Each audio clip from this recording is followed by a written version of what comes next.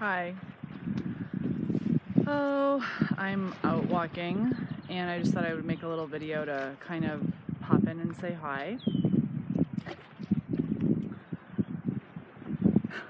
I was taking these long walks in the woods at a local state park. Well, guess what? Those are now shut down because they opened the state parks to the public and waived the sticker fee. Like, you have to buy a sticker to use the state parks, which I always do every year to support the state parks. And all these people went in and trashed the parks.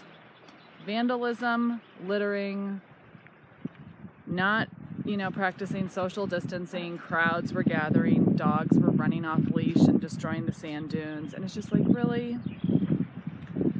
That's kind of like a snapshot of what humans do. We ruin it for each other. So I'm obviously very blessed to live right by the lake, so I can still do this walk, but I'm also a little irritated that I can't walk in the woods. Interesting times we're living in. You can't even go for a walk where you want to walk. And I, understand in other places you're only allowed to leave your house once a day. It's kind of crazy. I listened to it twice. I'm going to spell it out. I was listening to David ICKE interview that keeps getting taken down on various platforms. The interview he did with London REAL. I'm becoming paranoid. I don't even think it's paranoia. It's like people are getting their stuff taken down if they say certain words. What does that tell you? Who is behind the curtain?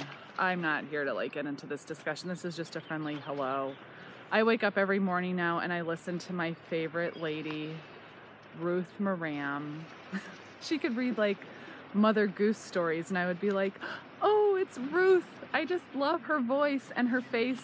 Ruth, if you're listening to this, you remind me of my Aunt Gloria. She would always wear those little sweaters and she was very petite and thin and proper, and it just makes me think of my Aunt Gloria.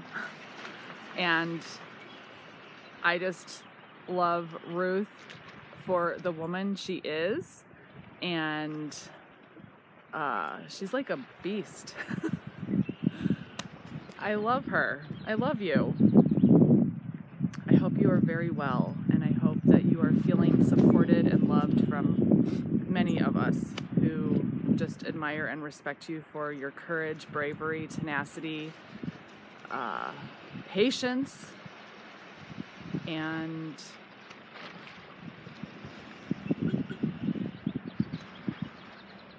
people beep at me. I'm just like, hi. What do I want to talk about? I woke up really grumpy this morning, so I'm like, I have to go take a walk off the grumps.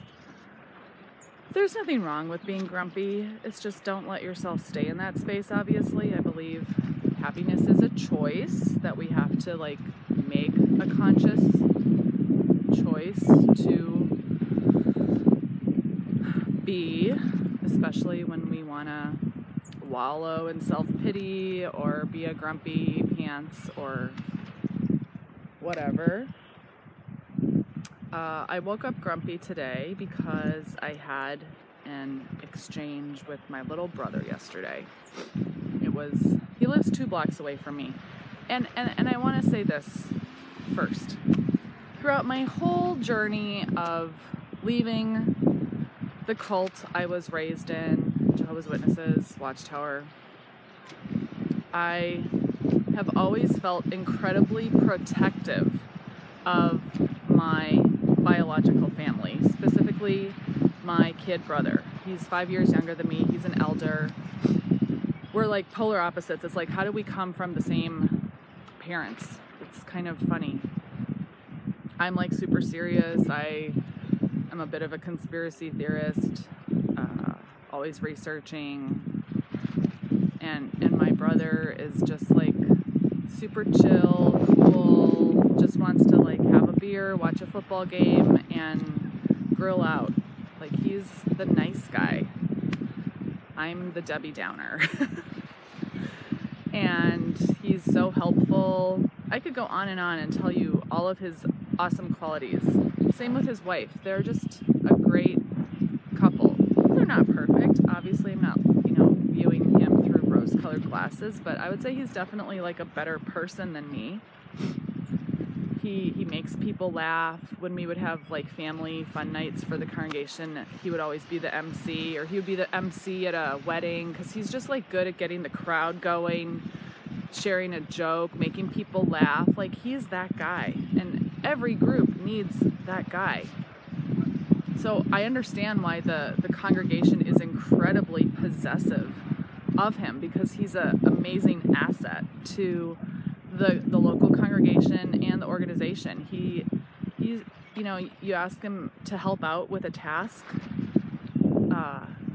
he says yes. He pitches in.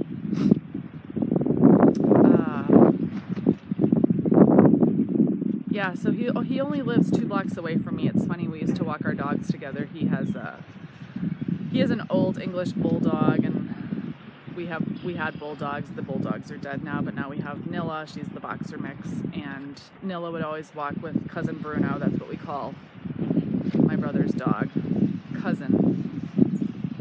And I'll walk past his house, and my dog will still try to veer up the driveway and be like, "Aren't we gonna walk with Bruno?" And it's like, no, Bruno isn't allowed to walk with us because we are apostates. And my poor apostate dog. And yesterday I was driving through the neighborhood, and I took that street because it was on the way home to my house, and he was out in the front yard, and I pulled over because I'm like, we're on lockdown. I see him out in the front yard. I pull over, and I just say, "Hey, you want to take a walk with me, a social distance walk with me and Nilla?" And he's like, "No." I'm like, "Come on, can we just stop this? Like, really? You're still gonna shun me or whatever?" And he's like, "I don't want to be seen with you. I don't want to walk with you." And in that moment, I should have just said shalom and wished him a happy day and left. But I didn't.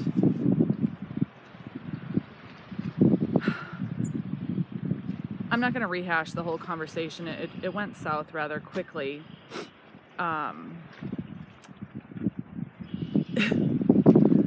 We were talking briefly about the whole virus situation going on and my thoughts on it.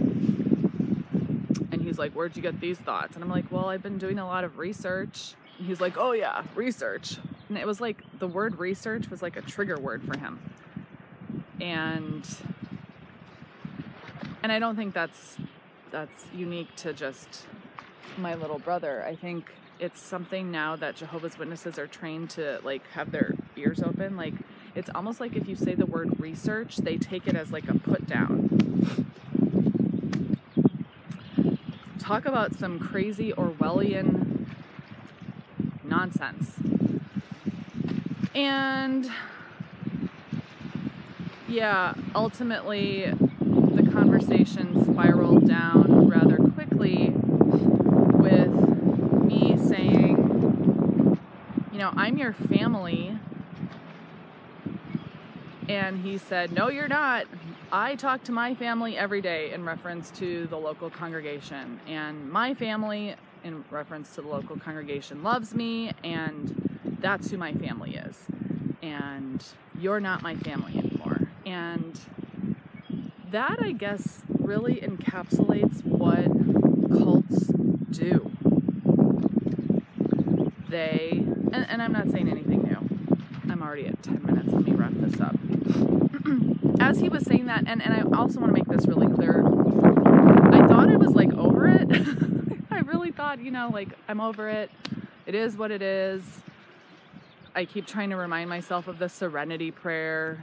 God, grant me the serenity to accept the things I cannot change, the courage to change the things I can, and the wisdom to know the difference. Like, give me the serenity to accept the reality that my biological brother wants nothing to do with me.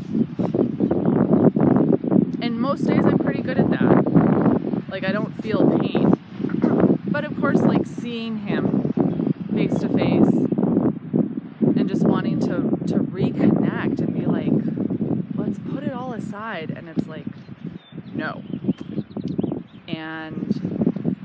And as I was going through my waking up process, I shared everything with him. I shared crisis of conscience. I shared the Australian Royal Commission. I shared everything. So I know that my brother cannot plead ignorance, but I think he just compartmentalizes things. I think we all do.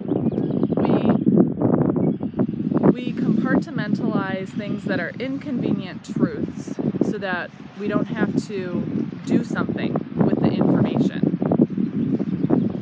I think it is the human tendency to resist change when all the evidence around us is screaming out, do something. Because if you don't, the next generation, you're going to have to answer to them. Why didn't you do something? Yeah. So he ended up just literally turning his back to me and walking into his backyard. Obviously, I didn't follow him, but that was just like my cue, like, okay, this is over. And I think the reason why, well, I know one of the reasons, a huge reason why that exchange impacted me is because I know so many people now personally. It's not just stories that I read in a XJW Reddit comment, but people who I now call friends, who've lost wives, who've lost children, who've lost parents, who've lost everybody because of Watchtower policies, their stubbornness, their possessiveness, their stubbornness, their narcissism. And I'm just really trying to understand on the deepest level possible what Jesus meant when he said things like, turn the other cheek.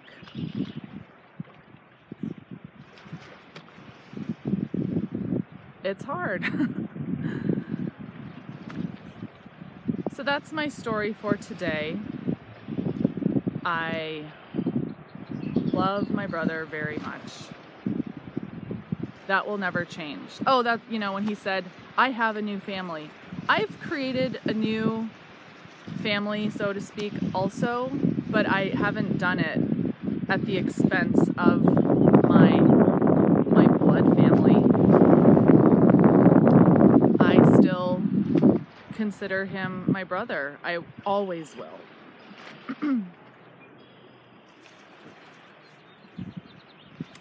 Yeah. Well, I'll just give you a little view of where I'm walking. Walk this out. I hope you're well. And I guess that's all. Oh, well, I'm going to walk you to this little sculpture that has been created.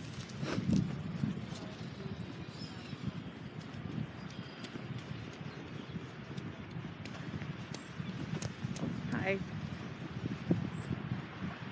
There's two types of people during this whole self-isolation situation. There's the type where you're walking down the sidewalk and someone looks at you with eyes of suspicion, like, this is a carrier, and they create like a 20-foot diameter to stay away. And then there's the people who smile and are like, hi. I'm the latter. So this is the little sculpture situation.